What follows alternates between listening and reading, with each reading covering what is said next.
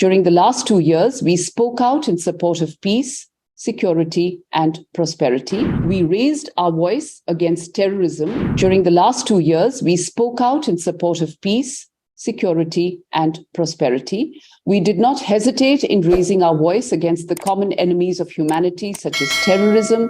We were the voice of the entire global South, and we reinforced our commitment to the basic principles, including multilateralism, rule of law, and a fair and equitable international system.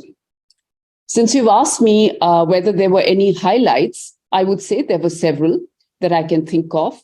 For one, we raised our voice against terrorism through these 2 years, bringing attention to its various expressions, which need to be addressed by the international community through solidarity and unity. In October 2022, and as you all know, we brought the Security Council, or should I say the famous horseshoe table, to India for the very first time, adopting the Delhi Declaration, where the Security Council spoke with one voice in countering terrorism in all its forms and manifestations.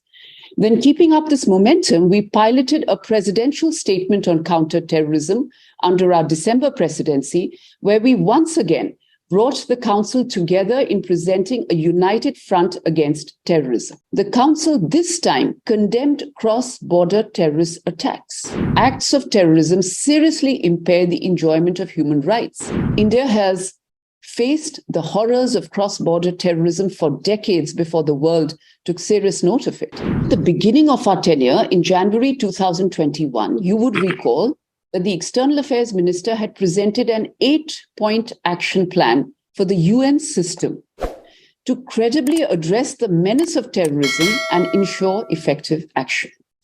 As I've already mentioned, as the chair of the Counter-Terrorism Committee, we raised the profile of this committee.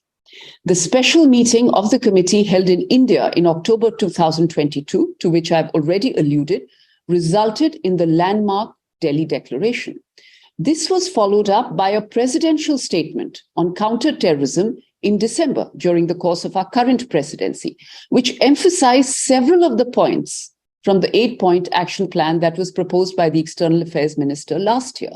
For instance, the Council this time condemned cross-border terrorist attacks, called on all member states to summon the requisite political will to denounce all acts of terrorism, urged member states to ensure that listing and delisting proposals of individuals and entities under Security Council sanctions are evidence-based, reaffirmed member states' obligations to prevent and suppress the financing of terrorist acts, underlined that acts of terrorism seriously impair the enjoyment of human rights, and urged member states to deny safe haven to and bring to justice, extradite, or prosecute the perpetrators.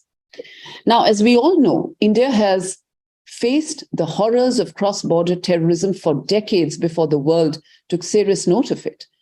We have lost many innocent lives, and all the while we have fought terrorism resolutely and with zero tolerance. We will continue to do so, and as our Prime Minister has stated, not rest till terrorism is uprooted. Whenever we spoke in the Security Council, we were not only conscious that we were representing the voice of 140 crore Indians. India's views have been sensitive to African priorities and the needs of the African countries. We were also the voice of the Global South in raising their concerns on global issues. Whenever we spoke in the Security Council, we were not only conscious that we were representing the voice of 140 crore Indians, but also the collective voice of the Global South and their aspirations and their demands. For instance, given that the agenda of the Council is dominated by Africa-related issues, India's views have been sensitive to African priorities and the needs of the African countries. This has been in keeping with the vision enunciated at the highest level of our leadership and their commitment to Africa. We were determined to ensure, therefore, that African countries under sanctions are helped to come out of them rather than be burdened with unrealistic benchmarks and expectations. We were also the voice of the Global South in raising their concerns on global issues. In particular, in the aftermath of the Ukraine conflict, While emphasizing our principled position on the conflict itself, we also highlighted that the impact of the conflict is being felt even in distant regions in terms of surging costs and actual shortages of food grains, fertilizers, and fuel. And this was not a hypothetical concern either. We saw that during the COVID pandemic, the global south was disproportionately affected because of hoarding of vaccines. While we adopted national policies to ensure such a situation did not happen again, we also explained the concerns of the developing world using the forum of the Security Council.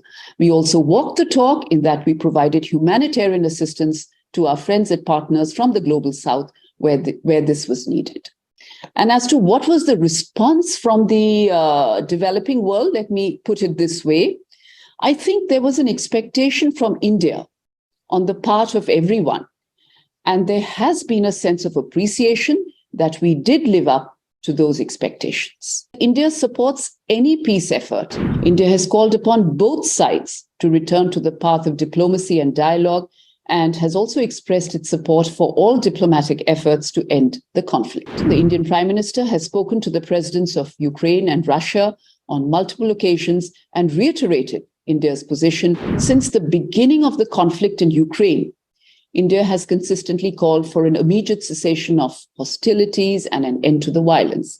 India has called upon both sides to return to the path of diplomacy and dialogue, and has also expressed its support for all diplomatic efforts to end the conflict. The Indian Prime Minister, has spoken to the presidents of Ukraine and Russia on multiple occasions and reiterated India's position, including with President Zelensky of Ukraine on 27 December this year. The External Affairs Minister has also explained our stance on multiple occasions. As far as your question on what role India is playing, I can only quote what the Indian Prime Minister told President Zelensky recently, that India supports any peace effort, and we are committed to continue providing humanitarian assistance to the affected civilian population.